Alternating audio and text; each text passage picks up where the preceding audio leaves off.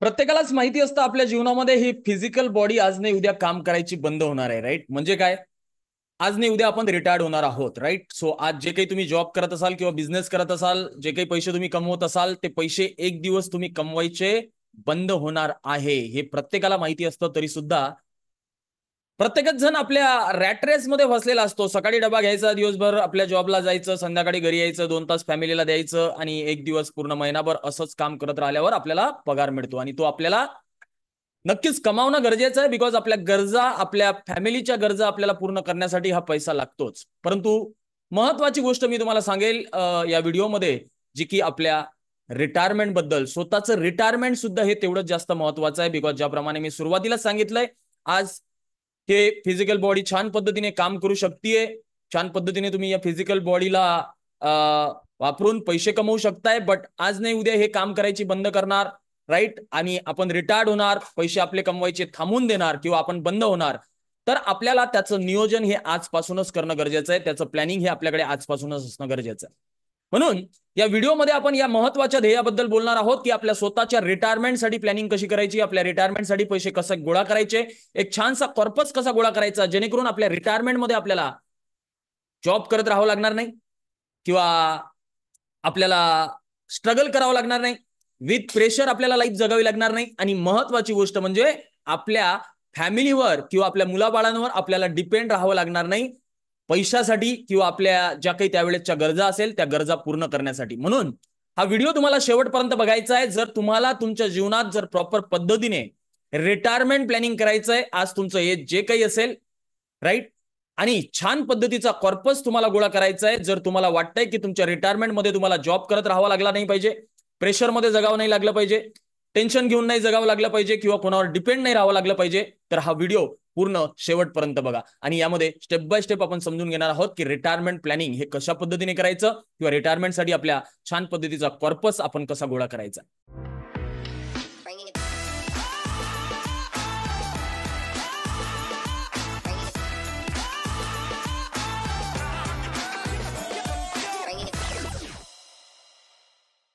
So नमस्कार मित्रांनो, माझं नाव Pritam Patil, financial freedom, wealth mindset coach आणि आर्थिक नियोजन हीच काळाची गरज या पुस्तकाचा बेस्ट सेलिंग अमेझॉन ऑथर. आणि या व्हिडिओमध्ये आता आपण बघणार आहोत की रिटायरमेंट प्लॅनिंग आपलं कसं करायचं जेणेकरून आपल्याला रिटायरमेंटमध्ये स्ट्रगल करत राहावं लागणार नाही, आपल्याला दुसरा जॉब करत राहावं लागणार नाही किंवा आपल्या मुलाबाळांवर डिपेंड राहावं लागणार नाही. एक पीसफुल मजबूत फायनान्शियल लाईफ आपल्याला त्यावेळेस सुद्धा जगता यावी. शांत, पीसफुल, मस्त एन्जॉय करत जीवन जर जगता यावं असं तुम्हाला वाटतंय, तर त्याचं प्लॅनिंग हे असणं गरजेचं आहे. आणि हे प्लॅनिंग कसं करायचं हे या व्हिडिओमध्ये आपण step by step with calculation समजून घेणार आहोत. सो मी माझी स्क्रीन तुम्हाला शेअर करतोय आणि step by step with retirement planning कॅल्क्युलेटरनी आपण समजून घेऊयात की रिटायरमेंटसाठी कशा पद्धतीने प्लॅन केला पाहिजे. सो पहिली आणि महत्वाची गोष्ट, तुमची करंट एज खूप जास्त महत्वाची असते. आणि इथे मी तुम्हाला डायरेक्टली मेन्शन करतोय, जेवढ्या लवकर जीवनामध्ये जेवढ्या अर्ली तुम्ही प्लॅनिंग हे करत असाल तेवढं तुमच्यासाठी बेस्ट आहे. आणि जेवढं लेट तुम्ही कराल तेवढे जास्त पैसे तुम्हाला इन्व्हेस्ट करावे लागतील. आणि हे विथ एक्झाम्पल आपण समजून घेणार आहोत. सो नो नीड टू वरी. पहिले आपल्या ऍज पर इंडियन कल्चरनुसार लोक जे रिटायरमेंट बद्दल विचार करायला सुरुवात करतात त्या एज पासून आपण सुरुवात करूया. आणि ती कोणती एज आहे माहिती तुम्हाला? 40. 40 नंतर most of the Indian professional विचार करतात की अरे मला तर रिटायर्ड व्हायचंय पुढच्या 20 वर्षानंतर. 40व्या वर्षी जाग येतो, राईट, की मला पुढच्या 20 वर्षानंतर रिटायर्ड व्हायचंय. आणि होतं असं की त्या 40व्याच वर्षी ना त्याच्यावर खूप साऱ्या रिस्पॉन्सिबिलिटीज आलेल्या असतात. मुलांचं ग्रॅज्युएशन, मुलांचं पोस्ट ग्रॅज्युएशन, मुलांचं मॅरेज, त्याचं रिटायरमेंट, एकदम हे 4-5 महत्वाचे इम्पॉर्टंट जीवनावश्यक जे ध्येय आहे आपल्या लाईफ मधले ते एकत्र येऊन जातात. सो इंडियन कल्चरनुसार 40च्या एजला मोस्ट ऑफ द प्रोफेशनल विचार करतात की मला रिटायर्ड व्हायचंय. आणि मी एक्सपेक्ट करतो की retirement age most of the professional 60 हे कन्सिडर करतात, राईट, की चला बाबा 60ला सगळेच जण लोक रिटायर्ड होतात, मला पण 60ला रिटायर्ड व्हायचंय. तर 40 लेट सी की तुमचं एज आहे, 60ला तुम्हाला रिटायर्ड व्हायचंय. आणि तुम्हाला असं वाटतंय जे तुमची लाईफ एक्सपेक्टन्सी आहे, लाईफ एक्सपेक्टन्सी म्हणजे काय, आपण किती वर्षापर्यंत जगणार आहोत. आता हे म्हणाल की तुम्ही हे सर मी कसं सांगू शकेल, आय नो दॅट हे कोणीच सांगू शकत नाही. बट आपल्याला आपल्या रिटायरमेंटचा कॉर्पस कॅल्क्युलेट करण्यासाठी आपल्याला हे अजून करणं गरजेचं आहे. आता हे तुम्ही कसं ठरवू शकता? तर ऑब्व्हियसली तुमच्या आई वडिलांच्या लाईफ एक्सपेक्टन्सीच्या नुसार तुम्ही ठरवू शकता. तुमच्या आजी आजोबाच्या लाईफ एक्सपेक्टन्सीवरून तुम्ही अज्युम करू शकता. बट आपण as per financial thumb rule एक ह्युमन लाईफ एक्सपेक्टन्सी हे 80-85 वर्ष आहेत. आपण 80 कन्सिडर करूयात की चला 40ला तुम्ही विचार करताय मला रिटायर्डचं प्लॅनिंग करायचंय. 40 हे तुमचं करंट एज आहे. 60ला तुम्हाला रिटायर्ड व्हायचं आहे आणि 80 पर्यंत आपण जगेल ही आपली लाईफ एक्सपेक्टन्सी. ओके. आता सध्याचा महिन्याचा तुमचा घर खर्च किती आहे हे आपल्याला माहिती असणं गरजेचं आहे. रिटायरमेंटचा कॉर्पस त्यावेळेसाठी आपल्याला जर कॅल्क्युलेट करायचं असेल, मी असं कन्सिडर करतोय की एक ऍव्हरेज तुमचा मोठी 30,000 महिन्याचा खर्च आहे. 30,000 रुपये तुम्हाला महिन्याला खर्चाला लागतात. आणि आपली जे इन्फ्लेशन आहे, महागाई, ते 7% आपण कन्सिडर करूयात. आणि आता सध्या जे काही तुम्ही गुंतवणूक करताय किंवा जिथे कुठे तुम्ही गुंतवत असाल, म्युच्युअल फंड, SIP सारख्या ठिकाणी किंवा स्टॉक मार्केटमध्ये, एक आपण एक्सपेक्ट करूयात तुम्ही एक करीबन 13% 14% रिटर्न तरी मिळून राहिला असाल, राईट? आपण एक 13-14% रिटर्न पकडूयात. आणि रिटायरमेंट तुम्ही रिटायर झाल्यानंतर तुम्हाला किती पर्सेंट रिटर्न मिळेल याचे एक्सपेक्टेशन आहेत, राईट? तर ते पण आपण एक साधारण पकडूयात की 10-12% तरी आपल्याला भेटतील. आपण 10% एक पकडून चालूयात, राईट? तर आता लक्षात घ्या, आज महिन्याला तुम्हाला जर 30,000 लागत असेल तर आज तुमची एज आहे 40. इथून 60ला तुम्ही रिटायर्ड होणार, म्हणजे 20 वर्षानंतर तुम्ही रिटायर्ड होणार आहात. म्हणजे इथून 20 वर्षानंतर जो महिन्याला तुम्हाला खर्च लागणार आहे तो 1,20,000 रुपये लागणार आहे. आज 30,000 महिन्याला लागतोय, त्या 30,000चे 1,20,000 होणार आहे इथून 20 वर्षानंतर. मी नेहमी सांगत आलेलो आहे की दर 10 वर्षांनी महागाई आहे डबल होतीये. 20 वर्ष आहे, 30,000च्या 4 पट होतील, राईट? 1,20,000 त्यावेळेस लागेल आपल्याला. आता या 1,20,000च्या हिशोबाने 20 वर्ष आपल्याला जे जगायचे आहे, म्हणजे आपली 80 वर्षाची लाईफ एक्सपेक्टन्सी आहे, 40 ते 80, राईट? सॉरी, 60 ते 80. 60ला तुम्ही रिटायर्ड होणार, 80 पर्यंत लाईफ एक्सपेक्टन्सी आहे. 20 वर्ष तिथे सुद्धा आपल्याला जगायचं आहे आणि त्या 20 वर्षात आपण काम नाही करणार आहोत. हे 40 ते 60 आपण काम करणार आहोत, पैसे गोळा करणार आहोत. पण हे 60 ते 80 आपण काम नाही करणार आहोत. तर या 20 वर्षासाठी आपल्याला पैसा गोळा करायचा आहे आणि आपल्याला हे माहिती असणं गरजेचं आहे की त्या 20 वर्षासाठी आपल्याला किती पैसा लागणार आहे. सो आपण बघितलं की 1,20,000 रुपये आपल्याला इथून 20 वर्षानंतर, म्हणजे रिटायर्ड झाल्यानंतर 40 ते 60 नंतर आपल्याला 1,20,000 रुपये लागणार आहे महिन्याला खर्च, जो की आपल्याला सध्या लागतोय 30,000 रुपये, राईट? तर त्यावेळेस आपल्याला रिटायर्ड झाल्यानंतर जे 20 वर्ष जगायचे, 60 ते 80, राईट? 60 ते 80 यातला जो डिफरन्स आहे आपला 20 वर्षाचा आहे, राईट? तर हे 20 वर्ष जे आपल्याला जगायचे आहेत, यासाठी आपल्याला न काम करता जर जगायचं असेल तर आपल्याला 2,32,00,000 आपल्याकडे असणं गरजेचं आहे. It is a require corpus at retirement. तुमच्या रिटायरमेंटसाठी 2,32,00,000 तुमच्याकडे असणं गरजेचे आहे. 2,32,94,000. कधी विचार केला होता तुम्ही की एवढे पैसे तुम्हाला रिटायरमेंटला लागेल? आय नो दॅट की तुम्हाला थोडं नर्वस फील होऊन राहिलं असेल की यार एवढा मोठा कॉर्पस मला माझ्या रिटायरमेंटसाठी लागेल. आणि हा लागेल, हा तुम्हाला लागणार आहे. असं नका समजू की हा तुम्हाला लागणार नाहीये, राईट? हा 100% तुम्हाला लागणार आहे जर तुम्ही आज 30,000 रुपये महिन्याला खर्च करत असाल, तुमचं एज जर 40 असेल तर. आता घाबरायची गरज नाहीये, घाबरायची गरज नाहीये. हे पैसे तुम्ही गोळा करू शकता जर त्याचं नियोजन, प्लॅनिंग मी सांगतो त्या पद्धतीने करायला गेलात, प्रॉपर पद्धतीने, आणि गुंतवणूक करायला गेलात तर तुम्हाला महिन्याचे हे 2,32,94,000 जर तुम्हाला गोळा करायचे आहेत तर तुम्हाला महिन्याचे 18,000 रुपये करीबन गुंतवणूक करायला येतात. किती? महिन्याचे 18,000 रुपीज तुम्हाला इन्व्हेस्ट करायला येतात जर तुम्ही म्युच्युअल फंड, SIP मध्ये गुंतवत असाल तर. तुम्ही म्हणत असाल की माझ्याकडे हे 18,000 दर महिन्याला राहत नाही किंवा माझ्याकडे कुठून सापडणार, तर पहिली इम्पॉर्टंट सजेशन मी तुम्हाला देईल, जर तुम्हाला वाटतंय की माझ्याकडे हे 18,000 रुपये राहत नाही शिल्लक, इन्कम वाढवण्यावर काम करा. बिकॉज आज ज्या काही इन्कमच्या भरोश्यावर तुम्ही तुमचं जे काही लाईफ जगून राहिलात, गरजा पूर्ण करून राहिल्यात, याच पद्धतीने करत राहाल तर तुमच्या गरजा फक्त भागत राहील, घर तुमचं सर्वाइव्ह होईल, पण तुमच्या रिटायरमेंटसाठी पैसा गोळा होणार नाही. तुमच्याकडे पैसे शिल्लक राहणं गरजेचे आहेत जर तुम्हाला रिटायरमेंटसाठी गुंतवणूक करायची आहे आणि चांगला कॉर्पस पाहिजे, तो कॉर्पस तुम्हाला गोळा करायचा असेल तर 18,098 रुपीज इन्व्हेस्ट करून महिन्याला आपण 2,32,00,000 गोळा करू शकतो पुढच्या 20 वर्षात. आणि जर तुम्हाला वाटतंय महिन्याला मला जमू शकत नाही, 14,86,000 आपण इन्व्हेस्ट करून सुद्धा वन शॉट 2,32,00,000 रुपये गोळा करू शकतो. तर आता तुम्हाला कळालं असेल की इथे 40व्या वर्षी जर आपण हे प्लॅनिंग करायला सुरुवात केली तर तुम्हाला 18,000 रुपये गुंतवणूक करायला येतात महिन्याला आणि तुम्हाला 2,32,00,000 लागणार आहे. म्हणजे 18,000 2,32,00,000 तुमचे गोळा होणार आहे.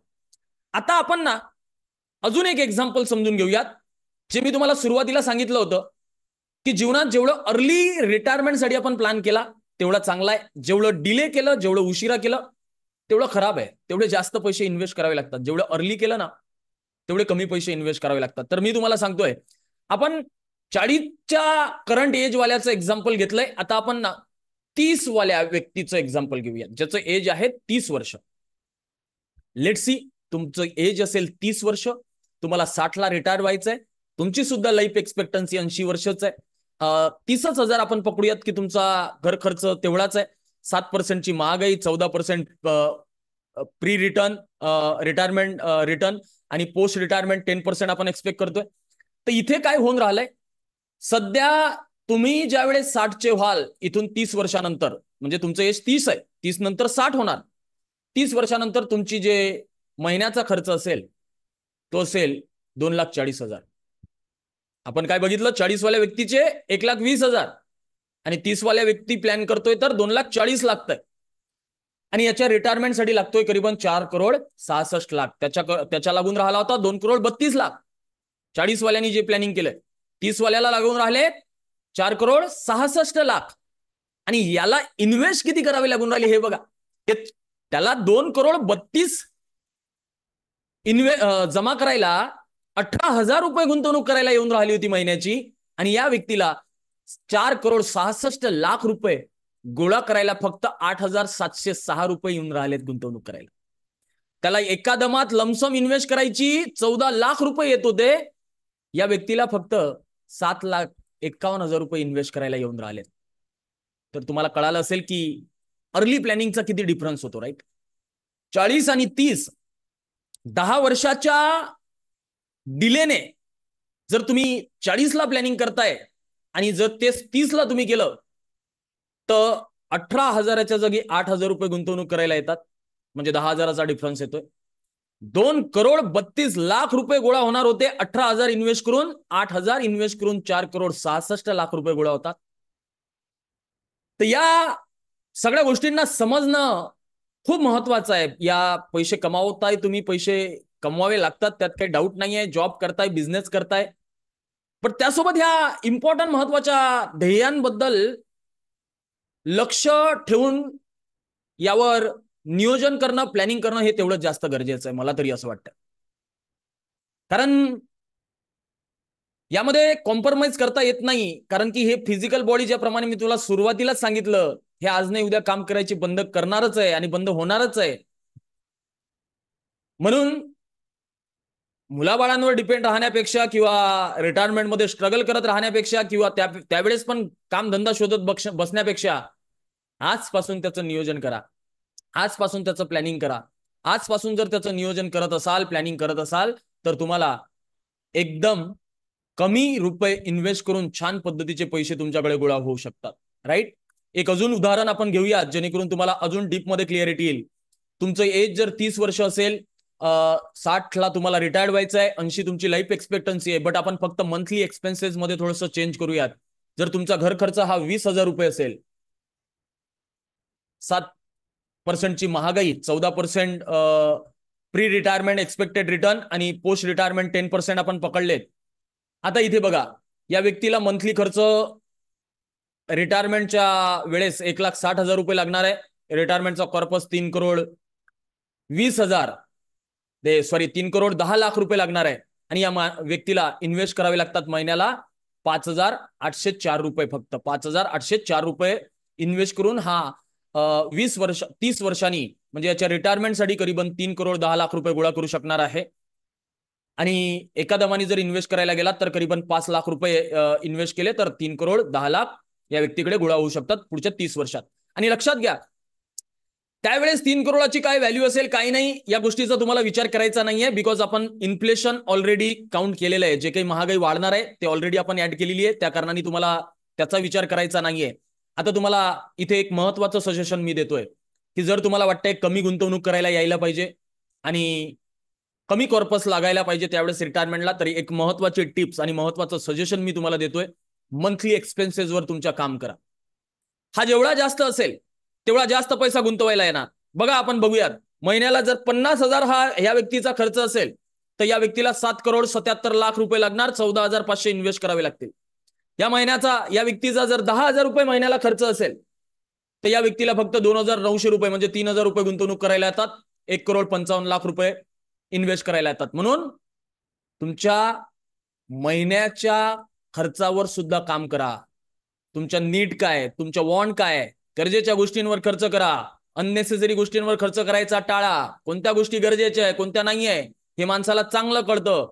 बाजूच्यानी आयफोन घेतलाय म्हणून मी पण आयफोन घ्यायचा गरजेचं नाहीये. बाजूच्यानी कार घेतली म्हणून मी पण कार घ्यायची गरजेचं नाहीये. बाजूच्या मुलांनी त्याच्या मुलाला इंजिनिअरिंगला टाकलं म्हणून मी पण टाकायचं गरजेचं नाहीये. आपल्या प्रायोरिटीज काय आहे, आपल्या गरजा काय आहे हे आपल्याला अंडरस्टँड करावं लागणार आहे. आपल्या फॅमिलीच्या गरजा काय आहे, राईट. त्यावेळेस आपला हा महिन्याचा खर्च कमी होईल. आणि हा महिन्याचा जर खर्च आपला घर खर्च कमी झाला तर आपल्याला अजून कमी इन्व्हेस्ट करायला येईल. सो मी तुम्हाला या व्हिडिओचं कन्क्लुजन जर सांगायचं झालं तर तुम्हाला अर्ली एज मध्ये किंवा लवकरात लवकर प्लॅनिंग करणं का गरजेचं आहे हे सांगितलं, जेणेकरून तुम्हाला कमी पैसे इन्व्हेस्ट करायला येतात. जर उशिरा प्लॅनिंग केलं तर जास्त पैसे इन्व्हेस्ट करायला येतात, जास्त कॉर्पस आपल्याला लागतो. दुसरी गोष्ट मी तुम्हाला अंडरस्टँड करून दिली की जर महिन्याचा खर्च तुमचा जास्त असेल तर तुम्हाला जास्त इन्व्हेस्ट करायला येतात. जर तुम्हाला महिन्याचा खर्च कमी असेल तर तुम्हाला कमी इन्व्हेस्ट करायला येतात. आणि या सगळ्या गोष्टींवर तुम्ही काम करू शकता. आता याला अजून डिले करत जाऊ नका, राईट. आणि यावर अजून तुम्हाला जर वाटतंय की मला डीप मध्ये नॉलेज अजून घ्यायला आवडेल किंवा अशा गोष्टी शिकत राहायला आवडेल तर मी डिस्क्रिप्शन मध्ये तुम्हाला माझ्या फ्री ऑफ कॉस्ट मास्टर क्लासची लिंक सुद्धा देतोय. त्यावर क्लिक करून रजिस्टर करून घ्या अपकमिंग मास्टर क्लाससाठी. तुम्हाला मास्टर क्लास अटेंड करून माझ्या आपल्या कम्युनिटीला जॉईन होण्याची अपॉर्च्युनिटी मिळेल, जिथे तुम्हाला ह्या सगळ्या गोष्टी शिकवत राहिल्या जातात.